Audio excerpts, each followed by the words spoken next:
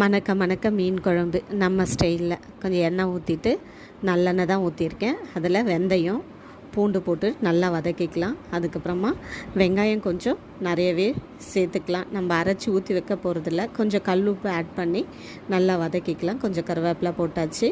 தக்காளி நல்லா பொடிசாக நறுக்கின தக்காளி போட்டுட்டு அதுக்கப்புறம் மஞ்சத்தூள், குழம்பு மிளகாத்தூள், வேறு எந்த பொடியும் நான் ஆட் பண்ணலை. இதை நல்லா வதக்கி எடுத்துக்கலாம். நம்ம அரைச்சி ஊற்றி வைக்க போகிறதில்ல. அதுக்கப்புறம் புளி கரைசலை கொஞ்சம் நல்லா கரைச்சி ஊற்றிட்டு நல்லா கொதிக்கட்டும்னு சொல்லிட்டு விட்டுடலாம். நல்லா கொதிக்கிறதுல தான் இந்த மீன் குழம்போட நமக்கு சுவையே இருக்குது. ஸோ ஆல்ரெடி மீன் நல்லா க்ளீன் பண்ணி வச்சாச்சு. ஸோ கொதிக்கிற குழம்புல மீனை போட்டுருவோம். மீன் கொஞ்ச நேரத்துலேயே நமக்கு வெந்துடும். அதுக்கப்புறமா நம்ம ஒரு 4 பீஸ் மாங்காய் ஆட் பண்ணி போட்டு சாப்பிட்டோம்னா சும்மா அப்படி தான் இருக்கும்.